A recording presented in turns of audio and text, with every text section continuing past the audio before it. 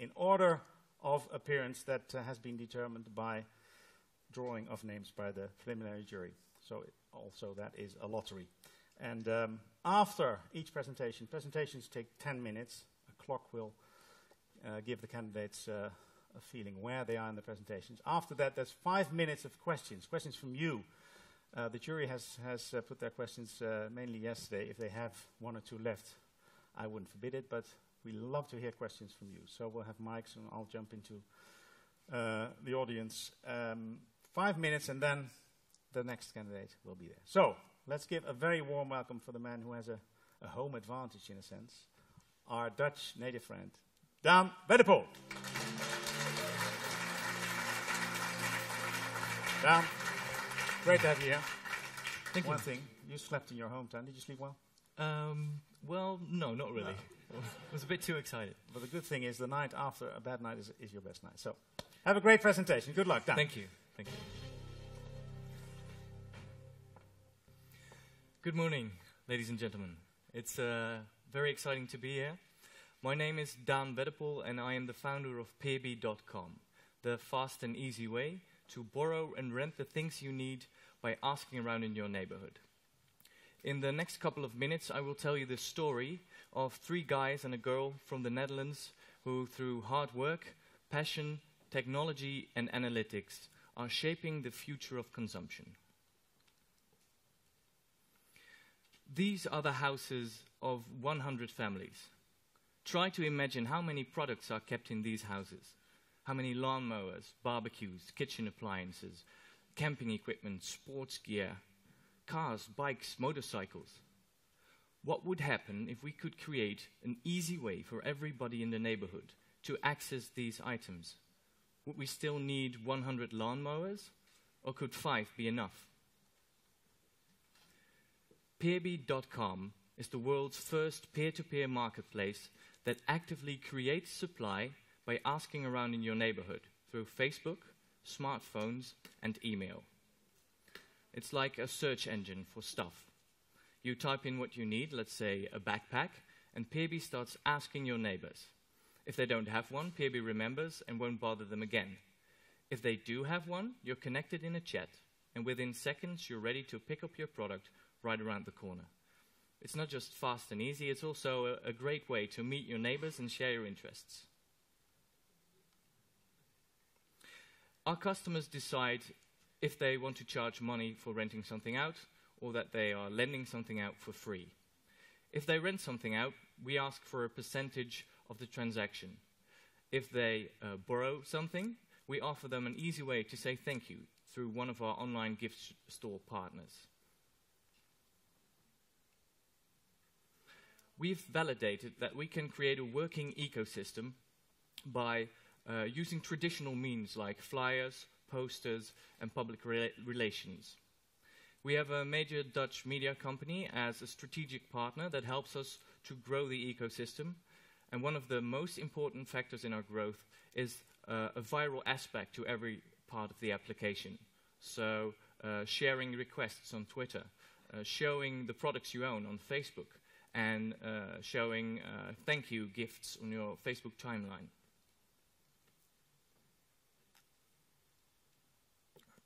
So that sounds like a nice idea, but what happens if you start to execute this? So that's what we did, and this is a picture of our first 2 customers of the prototype that we are running in Amsterdam right now. 23% of the people that come to the site sign up for the service, and 50% of them come back monthly. 80% of the most common requested items are answered within less than 30 minutes on average. For people that are not internet savvy, those are pretty amazing numbers. Asking around is not a subtle difference. We believe it's the difference between the wrong and the right way to do it. We don't believe there's an active need to lend out products, but we do believe that people want to use products and that people want to feel good by offering their neighbors a helping hand. That is the mechanism that PLGC taps into. As you can see, we have a rock-solid team. I'm a former CTO and serial entrepreneur, And my co-founders have backgrounds in interaction design and artificial intelligence. And the latest addition to our team, Iteke, is an expert on marketing and communications.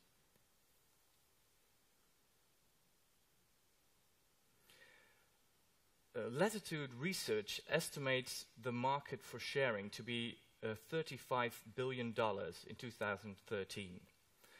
Our medium revenue scenario projects us to make a revenue of 4.5 million euros in the third year.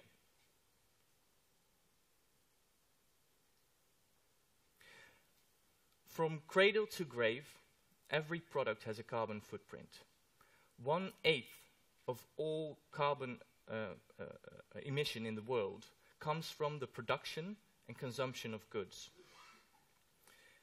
If we can create a sharing lifestyle in the top 10 carbon emission countries, we'll be able to save 62.5 million tons of carbon.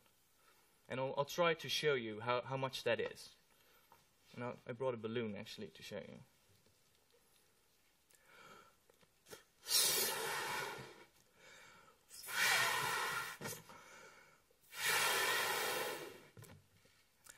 So if everybody in the world, every person, every living human in the world would fill a balloon with CO2, that's 7 billion balloons, that's the amount of carbon we'll be saving per year.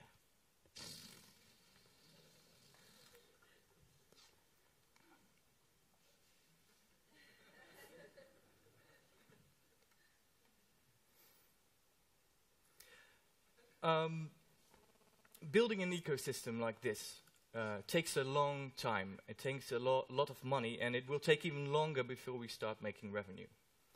That's why we need this prize. If we win this prize, we'll be able to expand our team, accelerate development, and we'll be able to go from a prototype to a fully feature-complete product early next year. Also, we found a media company that is willing to match the prize with 6.5 million euros of media budget. My name is Daan Weddepohl. I'm with PLGC.com, and I hope that you will help us to shape the future of consumption. Thank you very much. Well done, man. Great. Stay with me. Well done. Great presentation, and fine within all the boundaries of time. With balloons and people like this or in your garden, I feel very safe. And did they get a relationship? The ones who, the boy and the girl who got.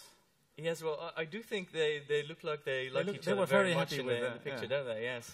Love can start with sharing things. Yes. Okay. Now it's your 5 minutes, so the floor is yours. Questions for Daan? 5 minutes. Anyone?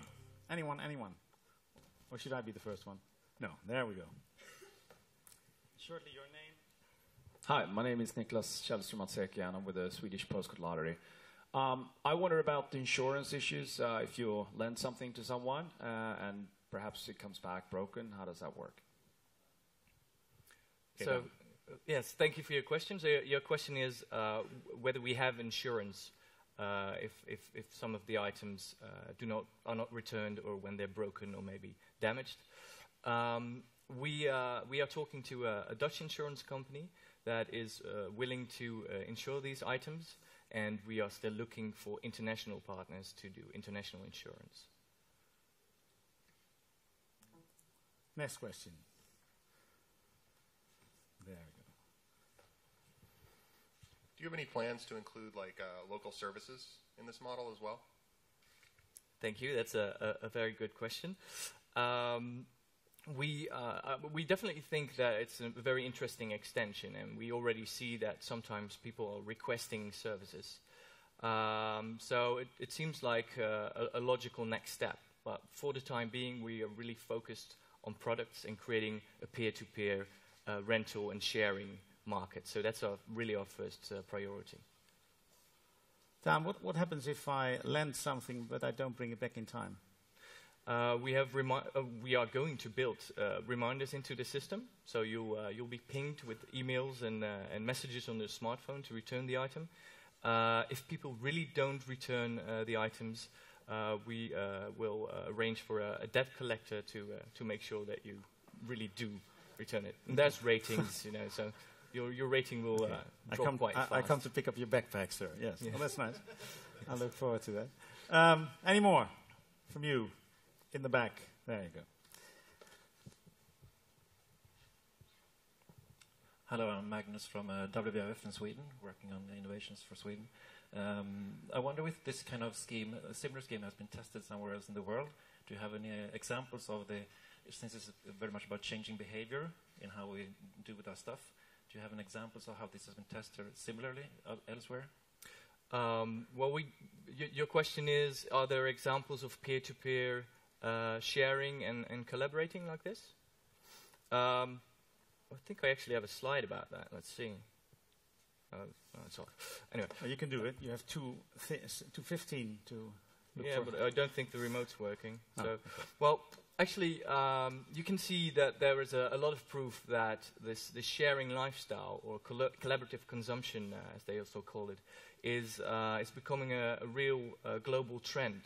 For example, Airbnb, which is doing peer-to-peer rooms, they were valued at, I think, $1 billion 1 year after they left the accelerator that they came from.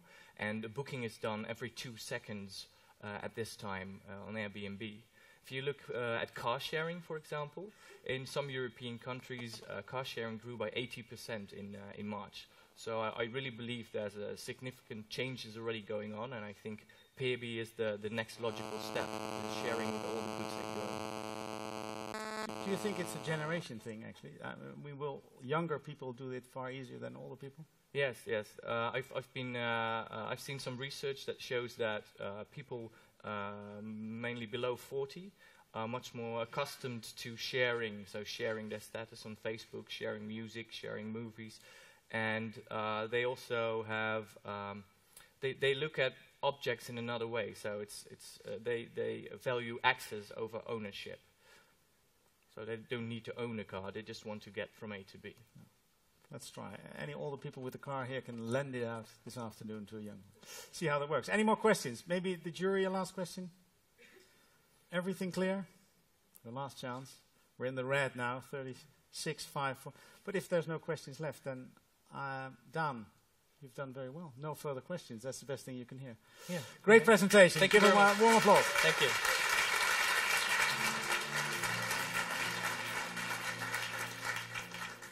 So that was our first finalist of the day, and let's go on with the second one. And this is what it's all about. Give a very warm welcome to our friend from Austria, Robert Schwemmer.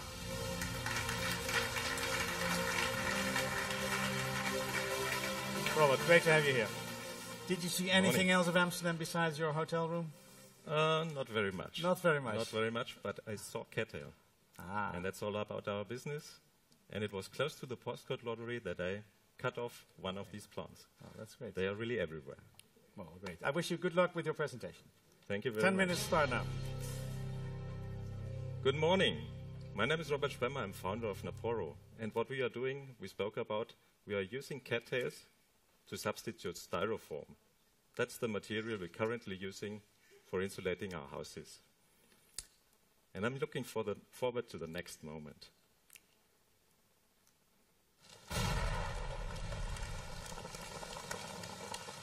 What you see burning here is this styrofoam. That's the material we're currently wrapping around our houses and lives. But now, let's come back to nature. By the time I finish talking, we can save 11 tons of carbon emissions, more than 600,000 tons a year. We can create green jobs in factories around the world and show the world how large revenues can be generated in harmony with nature. Our magic ingredient for this, you see here, and you all know about the cattail when you see this picture. I give you some background about the cattail.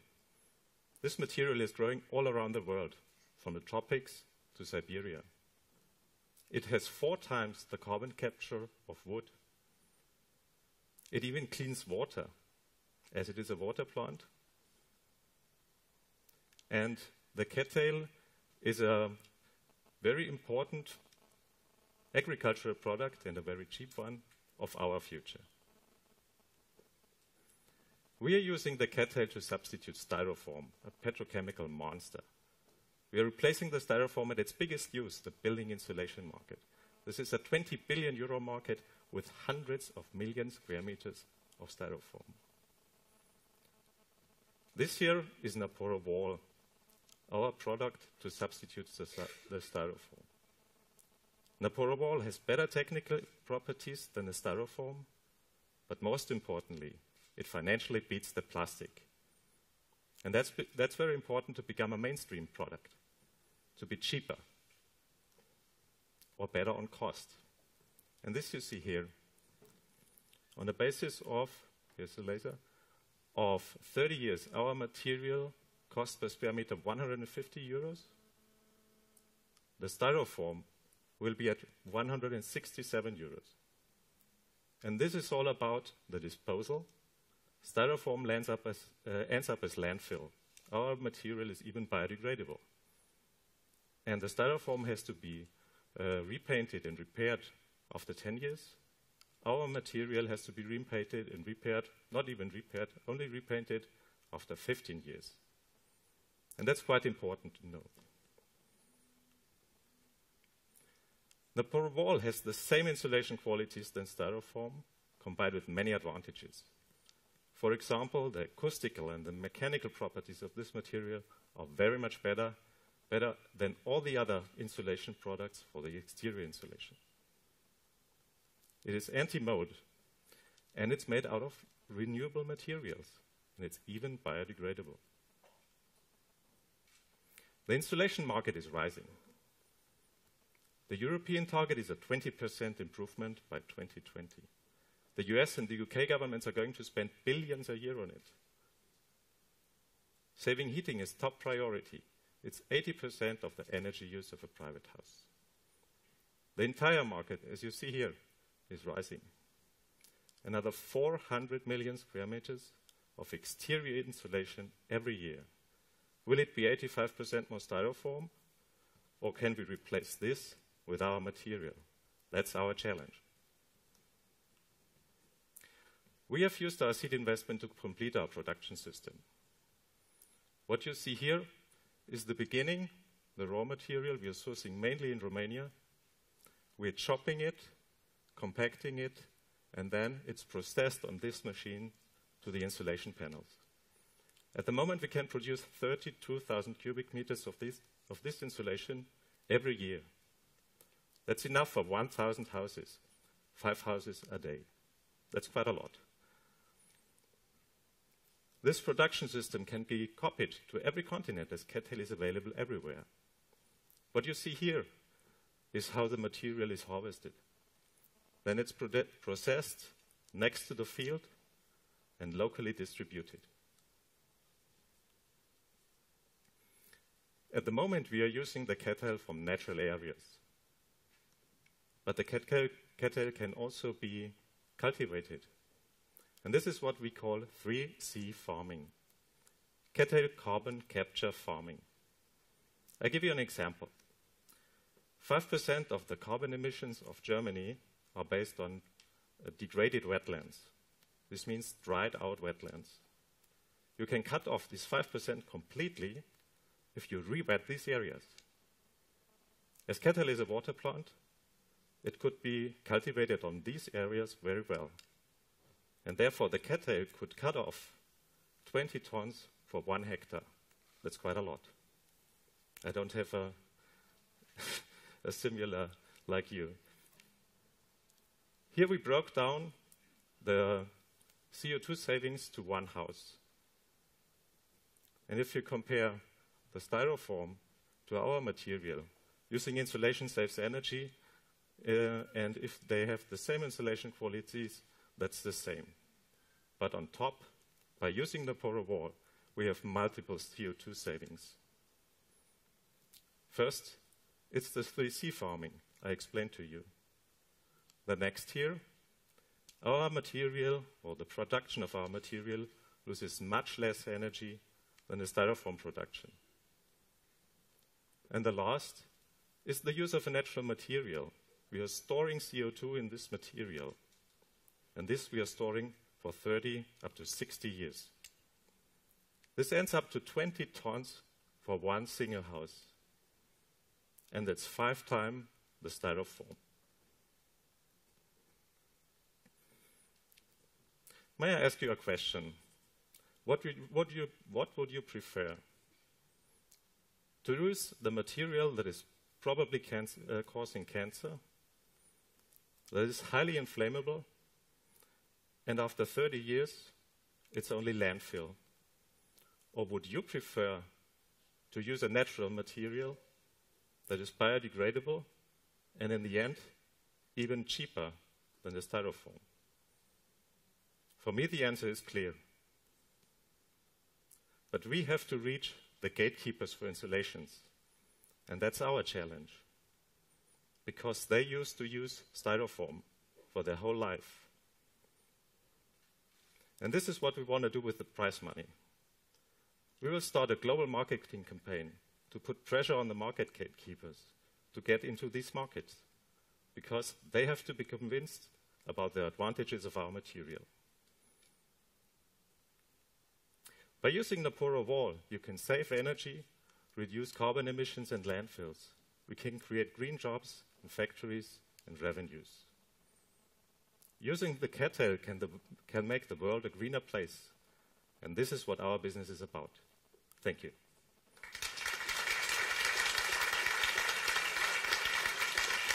Thank you, Robert. Thank you. Very well done. I was thinking about that song, Let's Start a Fire, but that shouldn't be your favorite song, probably. Yesterday it was even louder, and this was quite nice. Yeah, but very, very well done. We have our 5 minutes for questions, so I open up the floor for you again. Questions for Robert? Anyone there? I have a question about how much water does it take to grow the cattails? Because in large parts of the world, fresh water is a precious commodity. And I know large parts of the U.S. are currently in a drought right now, and that would put a crunch on how much cattail you could produce. Yeah. We cannot produce the cattail on areas where water is rare. We can only use areas where the water used to be or is. And it can be used on areas where we have a lot of wastewater. Because the cattail takes out the nutrients of the water, cleans the water, and turns this into biomass production. Clear? Clear as water? Clear as water. More questions?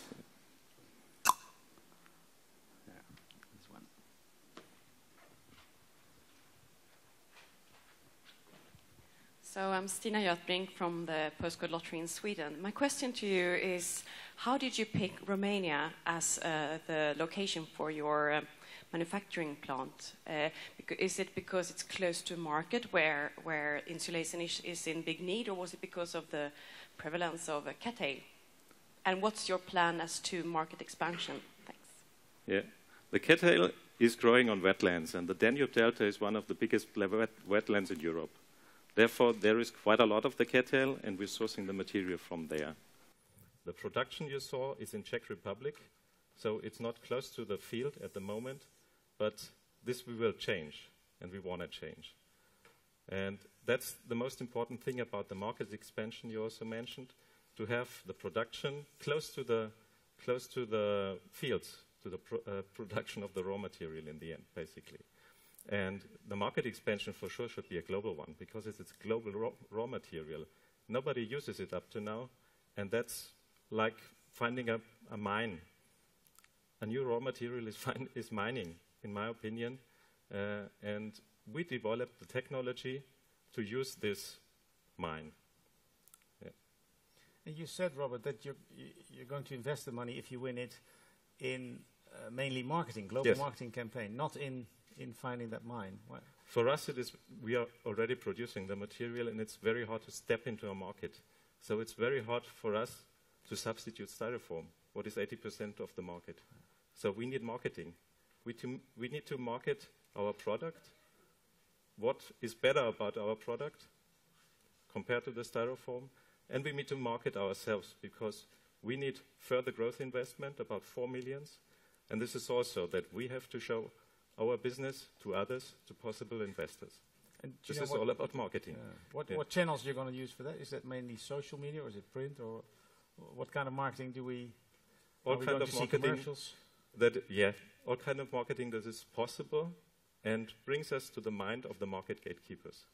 That's very important because the big energy companies, the big estate developers, the companies that care for the reduction of CO2, for energy reduction, there are contracting companies for this, and they need insulation material.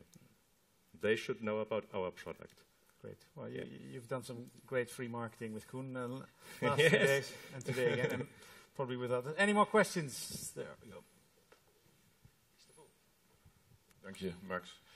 My name is Daan Weddepohl, chairman of the Dutch Postcode Lottery. For which farmers is it attractive to change to growing cattail? For all the farmers that are close to degraded wetlands or close to wetlands, real wetlands. For them it's interesting. At the moment, they are not very keen about a water plant because they used to have dry fields. So we also have to teach them that they can have a return also if they have the agriculture in the wetlands. As I told you, they are not used to this. In northern Germany, for example, there are state programs for rewetting the lands. They rewetted lands about 60,000 hectares, but they don't have a use for this material, for these areas. We have the use, or the agricultural use for this. And this we want to bring together. So that the state does not only give money for reducing the carbon emissions, but also gets something back out of, okay. Thank you, Robert. Thank you. Well done. Just in time. Thank you. Thanks for a great presentation. Find your seat again. And on to number 3 from Thailand. Give her a very warm applause. Orapin Sinamonvech. Hi. Great to have you here, Orapin. Yes. Do you think, I was thinking actually, we're airing this live on the internet. Do you think your colleagues, they're awake already for hours? No, are they watching, or should we call them? It's about 7 o'clock in Thailand, so it's not a problem for them at all to monitor us. Well, yes. Think of them and make an even better presentation. Good luck. Good. Thank you. Hi, good morning, everyone. My name is Orapin from Kokobor, Thailand. Today, I'm here to tell you a good story about Kokobor. What you see on the screen now is Kokobor's products, which made of agricultural waste. Oh. Sorry. Okay. As an agricultural country, Thailand cultivates rice on 10 million hectare area, including fruits, vegetable, and ornamental plants on 9 million hectare area that make Thailand as the kitchen of the world. But there are still 850 million people around the world who are suffering from hunger. There is a link between rice production, food security, and global climate change.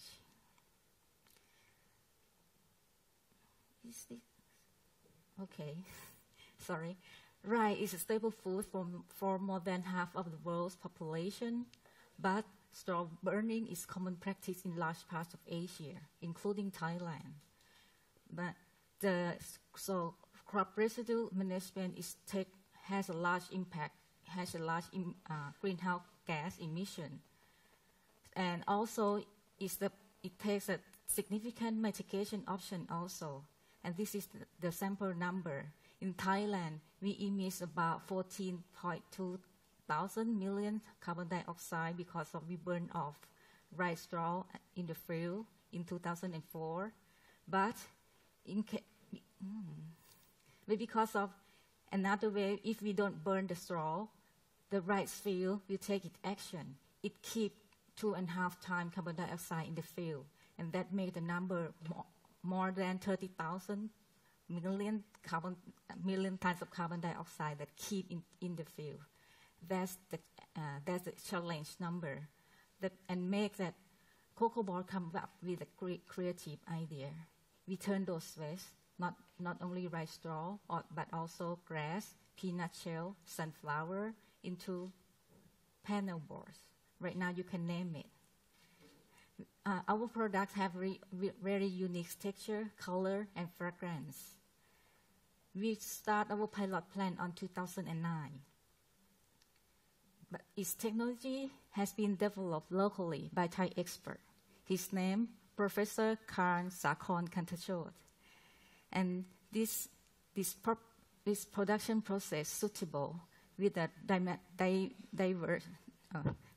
of the raw material in Thailand, of course. And for our customer, you can experiment our products for flooring, walling, ceiling, and furniture making. We also give the extra service to our client. We also do the board from customers' material, for example, curtain board, coffee and sugarcane board. We also give another services for the texture press on the board. So you can imagine, you can design your own board also for your specific projects. Yeah. So cocoa board is a green material for the future. Habitat is a basic living factor for humankind. Refer to SBI Energy Forecast, the size of global green building material market to grow over $580 billion by 2015. That's the huge market, right? Cocoa Board do so many good things to the environment. Based on our pilot plan, we reduce 200 tons of carbon dioxide emission, and we reduce deforestation about 8 acres. We save 160 trees not to be cut, and we add extra income to farmers. We increase job position for local community. So this is the furniture that made of our products, basically rice straw board. And there are more than 30 projects already use cocoa board. For example, co-working space in Hong Kong, the Good Lab. This just done two months ago. And this is a peanut garden pub and restaurant. It says its name already. It's made of peanut shell board. And this is a 4-star resort on Samui Island in Thailand. So what we're gonna do if we win the prize, we're gonna build our own factory. And we're gonna have the enough good space to working with, because right now we rent a very small but expensive one. And we will develop manual pilot plant to semi-automatically control, and we will develop safe energy production process also. For that, we can compete the price in the market. And also the capacity is increased, and it's gonna resolve the labor problem. We will develop the training equipments and tools to be ready to transfer the technology to community. So we hope that community, when they can produce their own material, they can sell that to Cocoa Board, get more money. And hopefully they realize that their byproducts is very good. It's not the waste that they should burn it away anymore. So, and for that development, it can influence to Cocoa Board in terms of the impact to the environment. It's going to change from, we're going to reduce up to 740 tons of carbon dioxide emission instead of 200 tons. We will reduce deforestation about 94 acres instead of 8 acres. And we're going to save 1,900 trees instead of 160 trees. We will be the extra income to farmers worth about $40,000 instead of $4,000 a year. Also, the amount of job position is still about the same, but it's open widely to disability also. And okay, that's a good story about Cocoa Board. Thank you. Thank you, Orapin. Well done. Thanks. Very well done. I'm really looking forward to my cocoa board kitchen in a few years' time. Okay, I have the real ones there also, the sunflower This one? board. Yeah, you can smell the sunflower from that. Ooh, Yeah. that's good. Yeah. Sunflower cocoa board kitchen. 5 minutes for questions from you. Who will start? Shall I start? No. Yeah. There's one. I'm Gerrit Vinke, belonging to the Dutch lotteries. What kind of glue do you take? Is that a natural glue or? No, actually, at the moment we use the isocyanate, the PMDI. Isocyanate is isocyanate. I don't know how to pronounce it. PMDI, the MDI is actually is non-formaldehyde at all. That make our we call our products is kind of the super E0 particle board because you don't smell any formaldehyde, not any formalin from it at all. So that's why you smell of the raw material itself naturally. But I still, hopefully, I can develop the glue from natural raw material ourselves, but maybe it's going to take some time for that. You were talking, Orapin, about the extra income for the local farmers from this project. Yeah. How much would that be in your ideal scenario? How much extra? After we can win the prize and develop the production plans, we can return about $40,000 to the community by buying their waste. And how big is the community? Oh, actually, we talk about the area, not the farmer, not by per family, because of we don't know. Basically, we don't know who gonna own or grow rice on how big areas. So we come with the size of the land instead. Yeah. More questions from Daan. Yes, my name is Annemiek Hoogboom of People's Postcode Lottery. Could you explain a bit more where your production plant is based at the moment, and also how you sell at the moment your product over whole Thailand or even export plans? Okay. Our production plant is in Pathum Thani province. It's next to Bangkok. Actually, if you know the old airport, Don Mueang Airport, it's about half an hour from there, and it's kind of in the middle of the rice field, actually. Right now, we buy rice straw from the guy that lives away from us. That's only 5 kilometers. And about the marketing, I launched the Cocoa Board website 6 years ago. Try to check the marketing, how they really like and get used to it. How can we approach it? We try to get the question from them, until we feel that, okay, it's the time that we should start our pilot plan. Right now, I can make about people from 30 countries know Cocoa Board. The first order that we have from Denmark, they order the sample order. Have the sample order from us to do the cabinet. Yes, and also last year, we got the order from Hong Kong, as I say, the co-working space. And actually, 2 weeks ago, I had a meeting with EcoBoard. He think of to be the partner of the Cocoa Board as well. He tried to have a meeting with me also here in Netherlands, but he's still in Thailand, I believe. Yeah. Actually, also because of last year, I attended the Green Bill Expo in Canada, and more than 10 distributors. They really did want to distribute Cocoa Board, but right now we stuck with the capacity because of we start with a manual process, as you might see.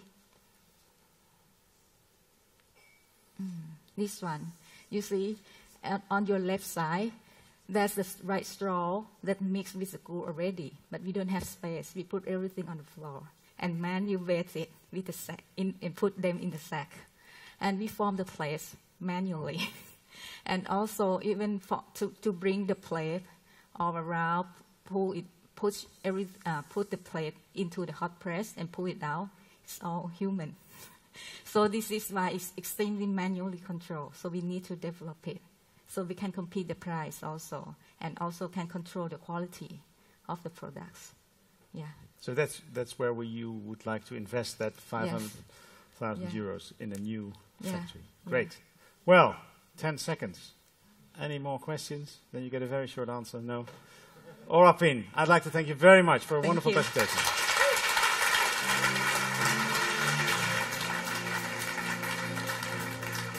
And be sure, usually if Denmark's the first, the Dutch will usually follow the Danes. So we'll come back to you. Our next candidate, number 4, has a Dutch name, but he's all the way from New Zealand. Nick Gerritsen.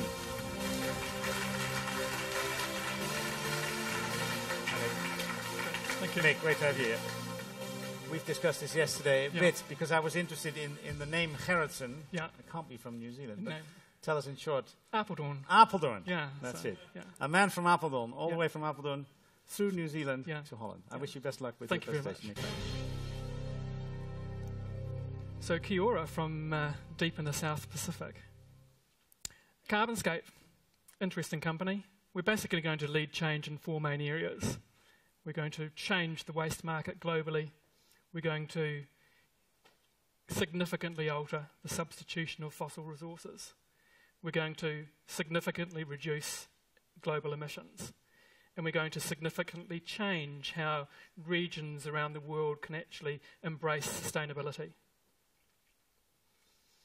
Often, some of the best examples of discoveries and change have occurred as an accident, whether it was an apple falling out of a tree and hitting someone on the head. In our case, it was a bad cooking decision when someone tried to cook a potato in a microwave, got the metrics wrong, blew up the microwave, but created a perfectly formed, high-quality piece of carbon. So for anyone who's not good at cooking, keep it up. You might discover something. So what we do as a company, quite simply, is use microwave energy to address existing waste streams and turn them into high-value carbon products. The key thing is that we can do it without any need for subsidies. We have economics on our side. So from that perspective, there aren't any unnatural barriers to entry. At the moment, we've got 3 main products. We have green coke, which is a direct substitute for anthracite coal, which is becoming increasingly rare globally, as it's used for a key component of steel manufacture. We have the ability to create activated carbon, which is used for emission scrubbing and water filtration. At the moment, those activated carbon products tend to come from quite exotic biomass feedstocks like coconut, bone. What we've been able to do is actually take pine sawdust and upgrade it to high-value activated carbon. So part of the value proposition of activated carbon is to upgrade the value of biomass. The third area, green graphite, is really also a direct substitute for fossil resource. At the moment, the Chinese actually have the majority of control of that market, and actually just in the last 2 months have started limiting their release of graphite to the global market. So the price is actually increasing significantly. So why microwave? Well, it's actually been a forgotten energy source. So we all know about radio waves. Microwave basically uses a radio frequency to actually, if you like, act as a channel for energy. And you probably all have microwaves at home in your kitchen, so you'll understand the level of precision and control that you have. So one way of looking at it is we're basically taking the resource game and taking it from an analog environment and turning it digital.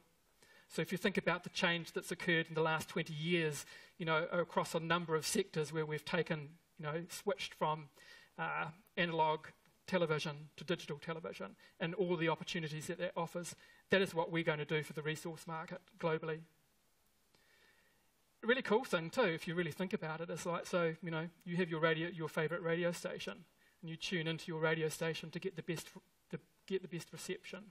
In our case, if you think about it, we're actually tuning the energy into the biomass to actually get the specific chemical reactions that we require.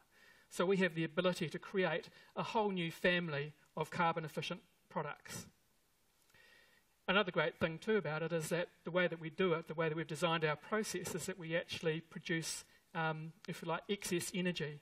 So our entire apparatus is actually totally self-sufficient, and we actually have an excess left over of heat, which we can actually use to, for example, generate electricity and sell that back to the grid, or look at other potential integration issues from an industrial scale. So in 4 years, we've actually made some pretty significant, I guess, progress. We've patented a novel technology, which happened, as an accident. We've produced our first samples. We've had those samples independently analysed in the US and through some of the leading analytics facilities in New Zealand. We've actually met and exceeded specifications for these products. And we've actually proven demand. One of the interesting things that happens when you do start up companies is that you start with a particular idea and you never quite know where you're going to lead to. In our case, it's actually led us to direct engagement with the global steel market, which certainly wasn't what we had anticipated or dreamt about when we started the company. And the key thing is that sector has actually come to us. We didn't reach out to it, it reached out to us. So we're already closing that, so there's another barrier that sort of like falls away. And the result of that engagement has been we've actually secured our first commercial scale order. So the focus of the company now is to actually build that first plant. So our initial opportunity is green coke for steel, which caught us by surprise. And it's quite a big scale, 9,000 tonnes per annum. This is for a New Zealand facility. We can supply that contract on a basis that's profitable, and obviously it unlocks a significant global market. So the average size steel company globally would require something like 1 million tonnes of coke per annum. So we've got a significant, massive actually market. So our focus is actually now raising capital to build the first plant to deliver the contract. Why steel? They're basically, as one sector, one of the major contributors to emissions of somewhere between 7 and 8%. If we substituted 100% of the green coke, in one step we've got the potential to change and reduce global emissions by 2.5%. And this is only our starting point, and this is only one product. Okay, so we need to raise actually €550,000 to build our first plant to basically crystallise the model and to make this real. So obviously we're in quite potential alignment with the prize here. As a company, we're aspirational. We're coming to this from a perspective of consciousness. We actually have to make a big change. So we've set ourselves a target in the near term to actually reduce global emissions by 1 billion tonnes. And we're going to do it. We've got the ability to do it with this particular application. So our expansion plan, if we get 12 projects, we start to make a significant impact. The really cool thing about the steel sector is that it's becoming increasingly concentrated. And obviously with the link to biomass, you've actually got quite a, if you like, an elegant sort of like business model for us to flick into. So in terms of the regional side of it, when we started looking at how we could bring together biomass, add it to our technology, how we'd get the biomass to a facility, etc., we suddenly discovered that if we could insert Carbonscape into a regional environment, we just started to connect a whole lot of dots. And there's a whole lot of benefits. So not only we're closing the loop around biomass supply and use, we're actually creating a long tail shift in economic benefit. So we got quite excited about that. So as a company, small company, we've been going for 5 years from down at the bottom of the South Pacific. We've actually done pretty well in sort of like establishing a trajectory of proof. We've got key components now that will enable us to actually crystallise the business opportunity. We've got our first order, and so really what we want to do is we want to make it happen now. And obviously success at this prize will actually go a long way to actually crystallising this opportunity. I think we don't want to be complacent about it. It's a matter of conscience. We all have to actually act, and perhaps the world is now starting to realise that we haven't been acting fast enough. So we want to try and provide some leadership in that. Thanks.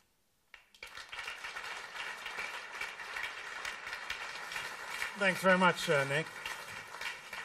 I was thinking about that burnt potato. There's some Dutch roots in you. Yeah. The potato eaters, Yeah, Van exactly. Gogh, Yeah. and there we go.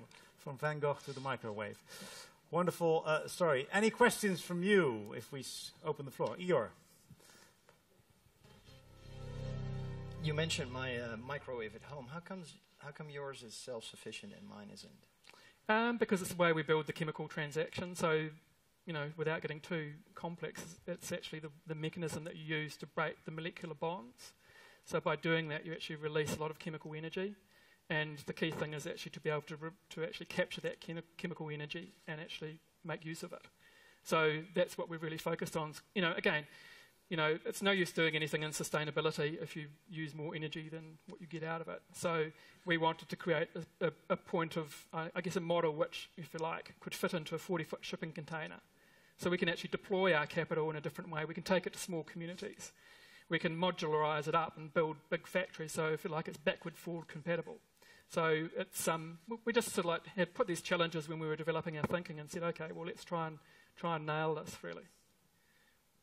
What will be your biggest challenge now with this new development, if you look into the future? The biggest challenge for the company is actually getting the next bit of capital because we're pre-revenue. Okay, so even though we've got big clients, we've got the proof, we've got the product, it's actually just simply a matter of closing that small gap.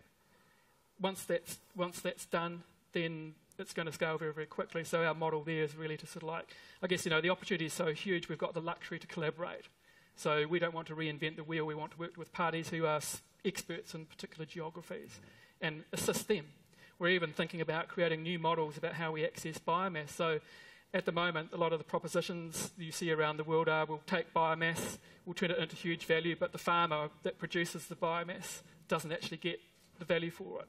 So we want to create a feedback loop and start to say, look, if we're making, super profits out of your biomass, we think it's actually only fair that you benefit from that as well.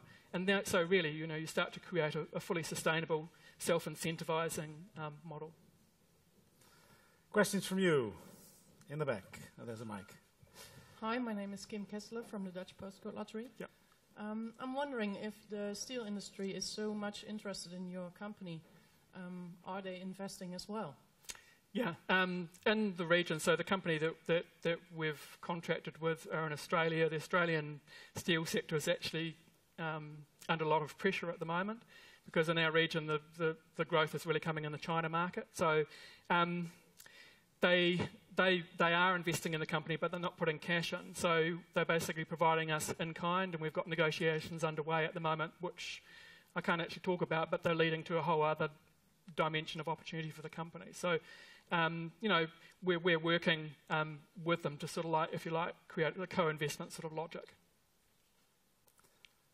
More questions from you. There, next to the mic. Hi, my name is Andries Voskamp from Stig Ventures.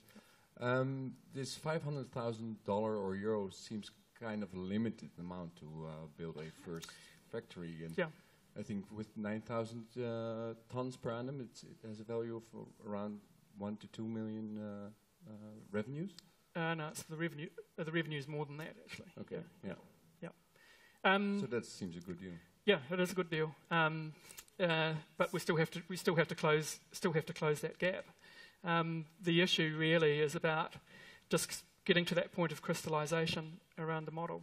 And New Zealand is a small country; it's on the edge of the world. We have limited capability, so that's why we're very excited with the opportunity to actually present today and be part of this competition.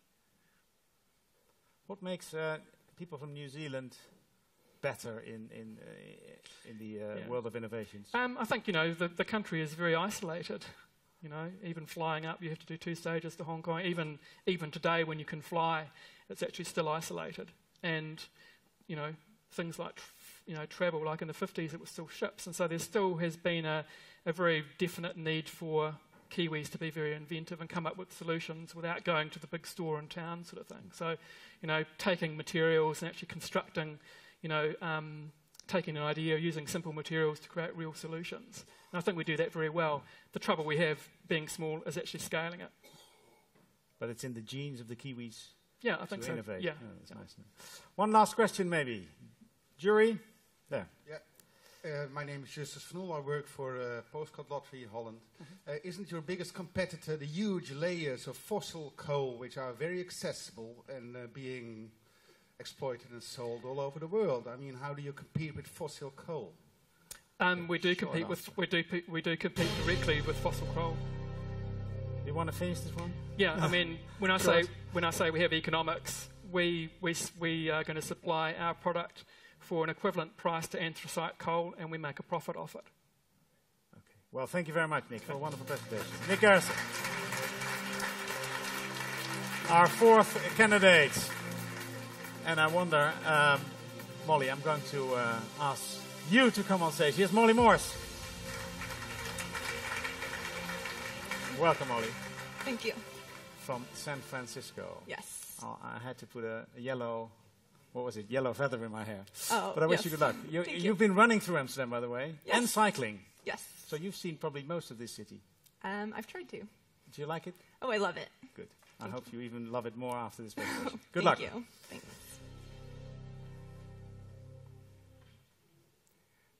Before the dawn of modern civilization, over 200,000 years ago, humans lived precariously by hunting for animals, foraging for wild plants, and defending ourselves against ever-present dangers.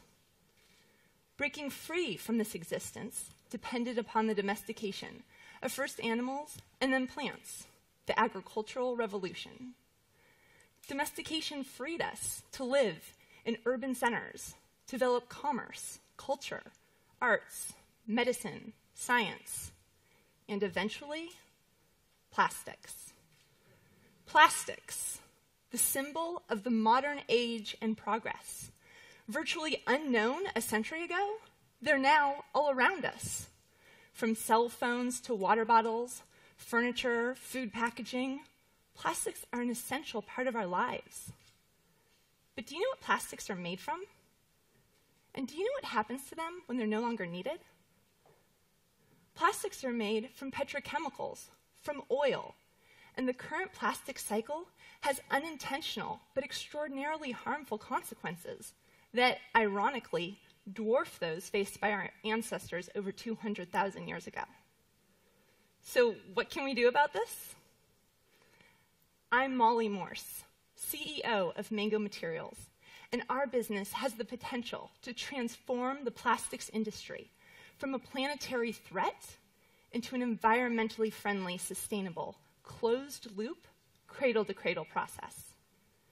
Today, I will tell you how we can achieve this using naturally occurring bacteria found in the environment, and how we've designed and deployed a system to cultivate them and harvest the plastic they naturally produce on a global scale.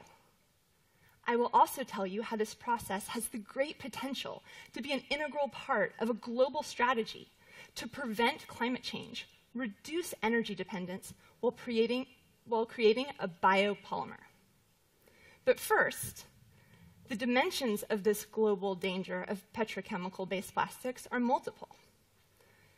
These current plastics create over 6 times their weight in greenhouse gas CO2 equivalents, require over 8% of worldwide oil for their production, persist indefinitely after use, and if improperly disposed of, end up in the environment where they harm living things. And when these materials end up at a waste facility, they clutter them and don't biodegrade. And lastly, these production processes require large, highly centralized facilities. Seen from a whole system perspective, current plastics do have some benefits, but they also bring a dire set of whole system dangers. To address these dangers, Mango Materials has found and domesticated a powerful partner to the human race: bacteria. These bacteria produce a biopolymer, a biodegradable, bio-based polymer. And these are naturally occurring bacteria. They come from ancient times. They can trace their lineage to ancient times on this planet when there was lots of methane in the atmosphere. And this biopolymer, it's produced from methane. Methane, a potent greenhouse gas, significantly worse than carbon dioxide. And we take this methane and, using a patented microbial process, produce a biopolymer. This biopolymer is harvested and sold to companies who produce environmentally friendly plastic goods. When these materials end up at the waste facility, they can biodegrade back to methane to close the loop, making this a truly sustainable process. And the benefits of this process are multiple. Instead of petroleum, these plastics consume methane, a potent greenhouse gas, sequestering carbon while promoting methane capture. This process requires no external energy source, uses no genetically modified organisms, does not compete with agricultural lands, and we produce a plastic similar in properties to what's existing on the market. And these materials, they'll not persist in the environment. They decompose rapidly, and they will not clutter waste facilities, but they can biodegrade back to methane to close the loop, making this a cradle-to-cradle process. And lastly, this process can be decentralized in large urban areas, creating local jobs. But first, you might wonder a little bit, how does this work? Well, these bacteria, they're sort of like us. If we eat a lot of cheese and chocolate, we might get really fat. Well, these bacteria, under specific situations, if they eat a lot of carbon, a lot of methane, a potent greenhouse gas, they get very fat. But instead of getting fat cells, they accumulate this biopolymer naturally within inside their cell walls. So we partner with methane producers. Methane is produced from agricultural facilities, landfills, wastewater treatment plants, and we sell this biopolymer to others to produce environmentally friendly plastic goods. And our process is protected by IP, some of which is licensed from Stanford University. And you might think this process is really complicated, and in some ways the enzymatic process of how this occurs is. But the overall engineering system, it's not very complicated. It doesn't use specialized equipment. We use tanks, pumps, a lot of pipes. You can get this around the world in large quantities. And this biopolymer that we produce, it's part of a rapidly growing market that's very large and expecting to reach $5 billion in 2018. And Mango Materials is ready to be part of it. We have the partners to do this, including a partnership with the United States Department of Agriculture. This gives us access to a world-class polymer characterization facility and a wet lab where we can conduct our experiments. And we've tested this not only in the lab, but but in the field as well, at a local wastewater treatment plant. So here, on your right, you see an anaerobic digester. This is at a wastewater treatment plant. And this produces methane, which is our feedstock, which we feed to our bacteria. A lot of methane, in the back, you can see a candle flare. So often if methane isn't used, it might be used for electricity. This facility does have the ability to use the methane for electricity, but it's really hard to clean, and there's a lot of problems with it. So often methane is flared. And instead of flaring, it can go into the Mango Materials test facility, where we can transform this into a biopolymer. And that's us at the shipping container. We have our first field site there. And using a grant from the National Science Foundation, we've proven that this works. We've cultivated the bacteria, tested them over generations, and this works not just with pure methane, but also waste methane as well. Now, you might be wondering, who's Molly and what's she into this for? Well, this work was actually part of my PhD research. And when I was a PhD student at Stanford, I was extraordinarily excited about the great potential these small 1-micron bacteria have to transform the world as we know it. So I assembled my friends, my colleagues, and we have a lot of business partners. And we're all united by a common vision to transform the plastics industry, but also the way we produce and think about materials in general. So our team's been very busy. We have our IP, our intellectual property, some of which we've acquired ourselves and some of which we've licensed from Stanford. We have a grant from the National Science Foundation we've used to validate this process. We have access to methane, our feedstock. We have a location for our first pilot plant. And we have a lab facility. Currently, we're talking to multiple customers who are interested in using our product, but right now we produce small volumes, and they really need hundreds of kilograms in order to test this. So what we really need is additional funding to scale up our process. So we're securing funding while scaling up. And our long-term vision in the next 2 years, if we were to win this award, we would use it to build a first-generation facility that would be able to produce 1,000 metric tons of plastic a year while using waste methane. And we have this plastic has a great potential to reduce greenhouse gas emissions. For every ton of plastic that Mango Materials produces, over 10 tons of CO2 equivalents worth of greenhouse gases are saved. That's major. And long term, we plan to displace 30% of the plastics market. And if we could do that, that would save over 500 million tons of greenhouse gas CO2 equivalents. This is equivalent to taking 10% of the automobiles off the planet. Mango Materials is a company with a mission to turn waste into eco-friendly, affordable plastics while creating a positive environmental impact. And with your support, we can create a more sustainable future. Thank you.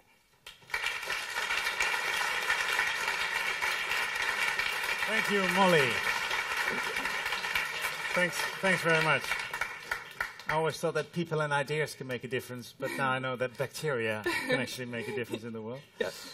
Great to know. But I have a question first before I give it to the floor. Yes. Why the mango? What's the mango in Mango Materials? So actually our businesses don't have too much to do with mangoes, but a lot of our competitors produce plastics, and their names, we call them icky names. But Mango Materials, you can make children's toys out of it. You can make food packaging. Mango Materials plastic in your child's baby bottle, doesn't that feel safe? Plus, it feels terribly plus safe. mangoes are my favorite fruit. So. Okay, so I have a cocoa board kitchen and a mango, and I shouldn't put it in the microwave. It's getting exciting. Any questions from you? Marwijn. I was wondering, how do you get the methane? How do you get enough methane to make a difference when I'm thinking about all the methane that's coming out of Siberia, for example, these days? How do you collect that? Yes, so the methane that we currently use at waste facilities is already collected. So at a wastewater treatment plant or a landfill, it's already in pipes. And in those locations, you can come directly off the pipe. So we're located at the site of the methane production. We do not ship methane. So we transform that methane on site into our bioplastic. And in terms of the distributed model, just a typical wastewater treatment plant can produce millions and millions of pounds of bioplastic every year.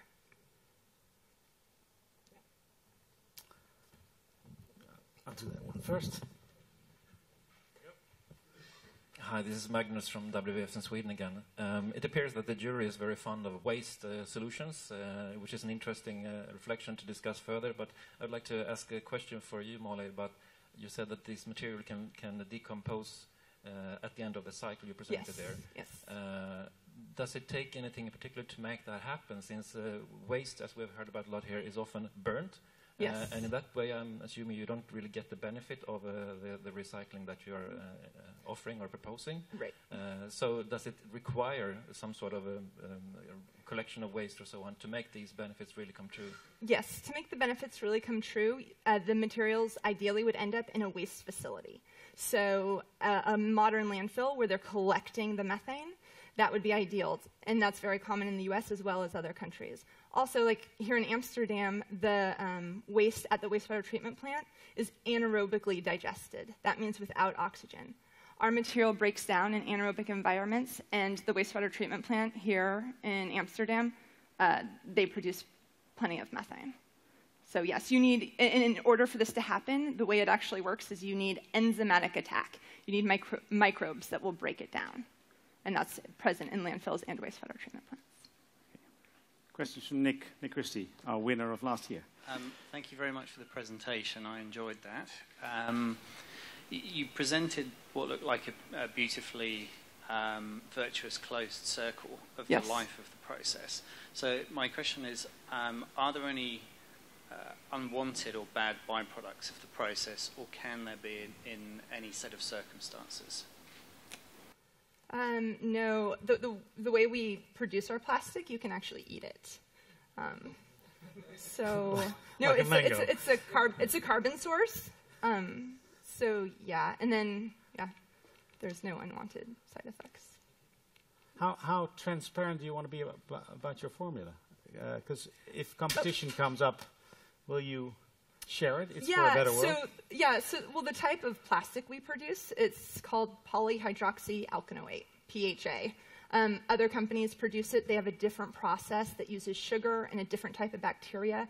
Very different process. At the end, the formulation is very similar, PHA, polyhydroxyalkanoate. Polly and Molly. Yeah.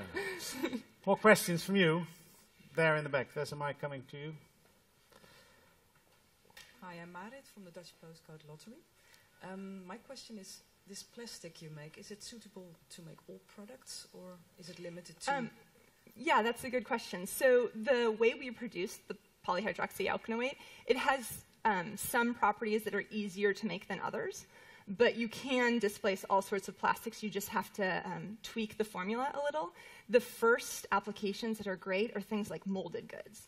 Cell phones, packaging, toys, things that have a seam on them. Your shampoo bottle will have a seam.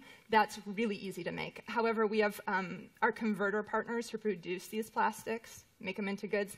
They can make them into even water bottles, which is blow molding. A little harder, but yes, you can make all plastics. Great. Well done, Molly. 4 seconds. One question. Who was your inspiration for all this? The bacteria. The bacteria. That's a great last quote. Molly Morse.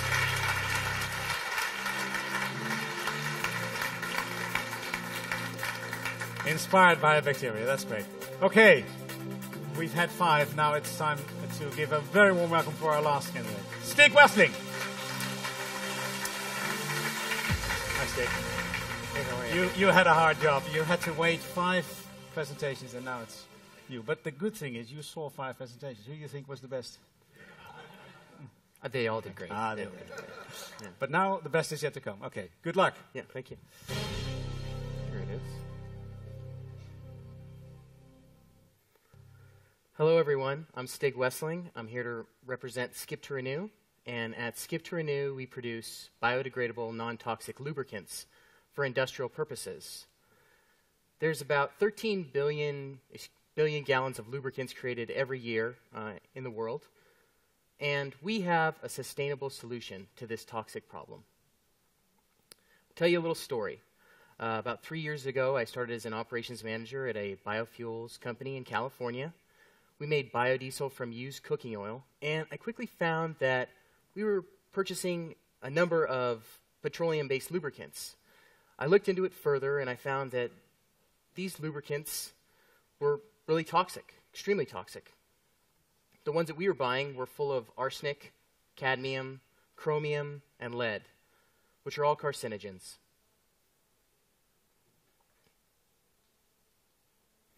And I found that it wasn't just this one manufacturer that made biofuels. It was every manufacturer everywhere using these lubricants. Further I look into it, lubricants are actually everywhere, from cars, trains, bikes, planes. Every time we have metal touch metal, we need lubricants. And tragically, only 10% are reclaimed and re-refined. The majority is disposed of improperly, releasing those toxins directly into the environment. This is an environmental disaster, and it's also a business opportunity where we can create green-collar jobs and support sustainable farming to create biodegradable, non-toxic lubricants. At Skip to Renew, we want to change this industry by creating products that meet and exceed the standards with bio-based sources. Currently, we have a hydraulic fluid, cutting oil, a grease, and a bar and chain oil. These all meet and exceed all of the ASTM standards for industry. Our first product on the market was the Recyclist. It's a bar and chain oil that you can use for bike chains, chainsaws, motorbikes, and over 8 months, myself and my team got this product into 2 distributors' hands, and now we're into 123 stores. I've even spoken to a couple in Amsterdam that are really interested in carrying it as well. This shows that consumers are really excited about having a product that's biodegradable and non-toxic that also works great. We can use a number of different plants, and we've designed it so we can use castor, flax, olive, jatropha. We can even use some waste oils. We're also using algae from open ponds and algae from photobioreactors. This is a global drop-in solution where we can add this to our existing infrastructure with no changes. We can even mix it with petroleum and still have the same effects. We've done some of our homework on this. We've actually interviewed up to 92 companies that buy huge amounts of petroleum-based lubricants, and 84% of them said that they would absolutely purchase our products if we could meet or beat the price of petroleum-based lubricants. This is the life cycle of our product.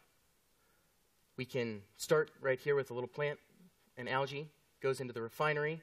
The refineries we're working with all run with a process heat of biodiesel.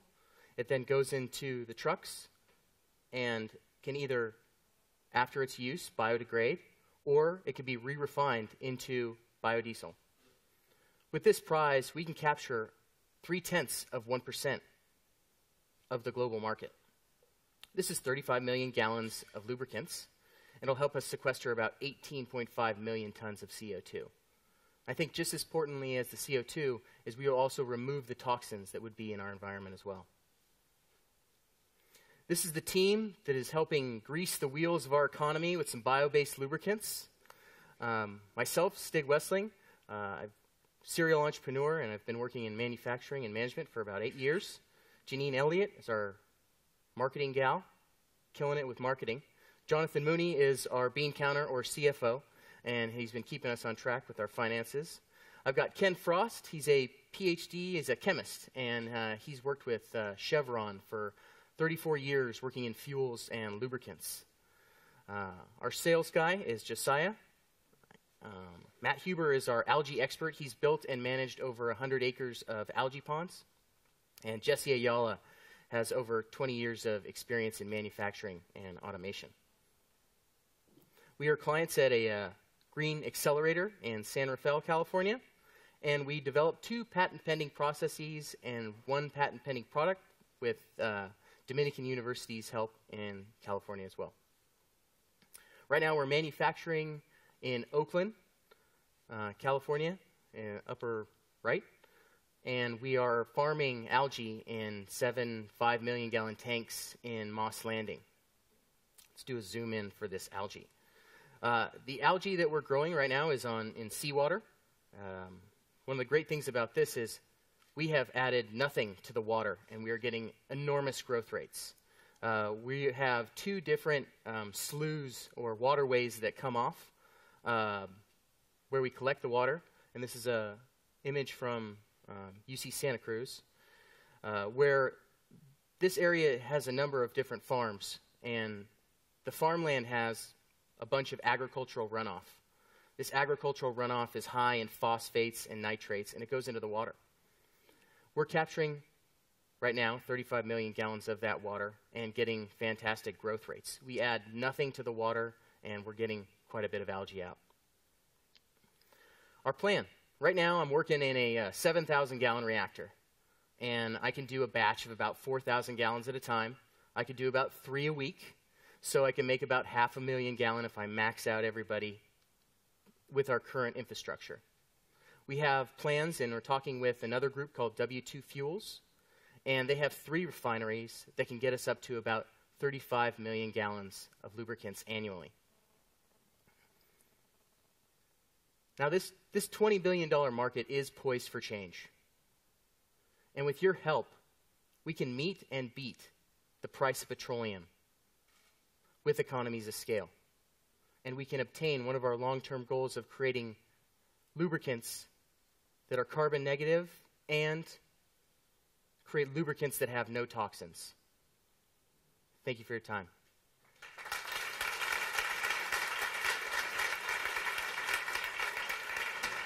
Thanks very much, Stig. I wrote down that great line, we will grease the wheels of our economy. Yes. So if I was thinking, if you need some marketing, hire Johnny Travolta. Yeah. He's your man, our grease champion. But that maybe is a Dutch connection in my head. Anyway, we have 5 minutes for questions from the floor. Frank. I have two questions. You have two major problems. One is a psychological problem, and the other one is the problem of the homologues who will do anything to kill you and you kill your products. The oil manufacturers will not accept that you will penetrate their market. And the other one is, would I trust my expensive machinery to some green rubbish, like green oil? How are you going to tackle those problems? Sure, green rubbish. Yes, so in America we have the ASTM, so the American Society for Testing Materials. So if you make a product and you hit all the parameters that meet that product, so with our case it's a lot of oxidation stability, cloud point at low temperature, we've achieved that. And we've achieved it with being biodegradable and non-toxic. So we can prove that this product is the same as what you're using right now. The application is the same. And we also have insurance, and we're working with a couple groups that are even doing this on a pilot scale. In regards to the oil companies never letting me do this, I do disagree. We've had talks with Chevron Ventures that is actually very excited to see where this is going. And hopefully we can work with some of these large oil companies to change their mind and change their thinking about how they're producing these toxic chemicals. And a lot of them are going into the environment. And I would agree with you with one thing. We're not going to change behavior. You know, a lot of times we're going to have hoses break and gaskets fail, and these lubricants are going to go everywhere. And it costs a lot of money to clean them up. So people aren't going to start to clean them up themselves or recycle these themselves, but they can add a product that's biodegradable and non-toxic, that if there is a spill, that it won't be a problem for us. How optimistic are you, short question, about changing the minds of oil companies? Because you probably win a Nobel Prize if you manage to do that. That's a good one, yeah.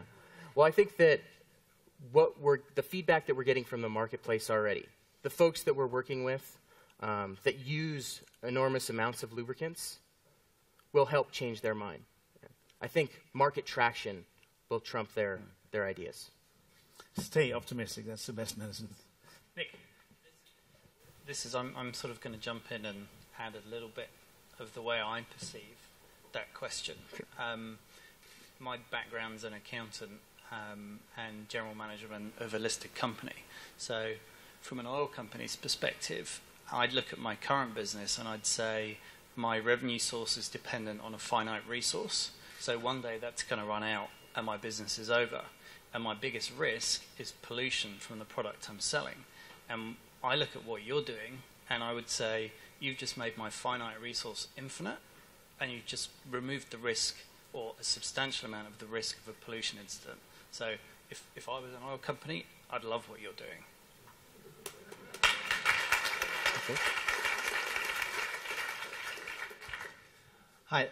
The question with all the bio replacements is, can it be scaled up enough to change the entire world production of fossil fuel-based lubricants? Maybe not your company, but the process itself. Is there enough in the world so we can completely get rid of the fossil fuel-based? There is enough in the world to completely replace it. We would only use about 30% of the soy that would be created. I know a lot of the numbers for soy, so that's the one I can get right off the top of my head. I think a lot of times the comparison has been with fuels, and I don't think that we can replace all of the fuel that we're using with bio-based sources anytime soon. Me again, sorry. And speaking about scaling up, there's been a lot of reference to using biomass as a source. How will you certify that the biomass you're using are both produced in a sustainable way and not crowding other kinds of production? Because it's sort of taken as an assumption oftenly that we have limitless sources of biomass, forestry or whatever, which we don't. So anyone who tries to replace them should look up our proportion of what we're taking, how much that actually is available in a sustainable perspective. And how are you doing for that on your crops, which you mentioned? Our growth rates for our crops right now, we're getting about 1 gram per liter of water for the algae, and of that gram, about a third to even less is oil.